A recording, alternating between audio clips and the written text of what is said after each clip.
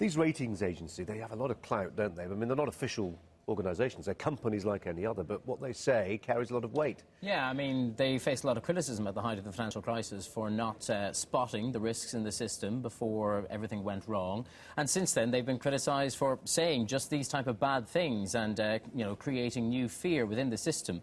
That said, their job is to alert investors as to the creditworthiness of people that they're lending to. And what they're saying now about these 12 UK banks is that they're not so much at any greater risk now of going under than they were, well, yesterday before they issued this warning, or last week, or 2 weeks ago. What they're saying is they now see that the UK government is less likely to stand behind them if they do get into trouble, and that's why they've issued this downgrade. They've perhaps seen a likelihood, perhaps, that if a small bank were to get into trouble, look like it was going under, the government would not step in the same way as it did for Northern Rock, for Bradford and Bingley at the height of the crisis, and rescue them. And that if you're a private investor or a bond holder, somebody who lends money to these banks, if it does go under, chances are there's a greater chance now you're going to lose your money.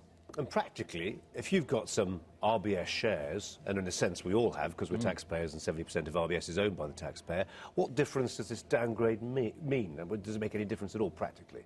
Well, obviously we've seen RBS shares drop on foot of this news. It's not to say they won't pick up again in the weeks to come. Overall, I think what it means for RBS is that it may find it slightly more difficult, potentially more expensive to get funding.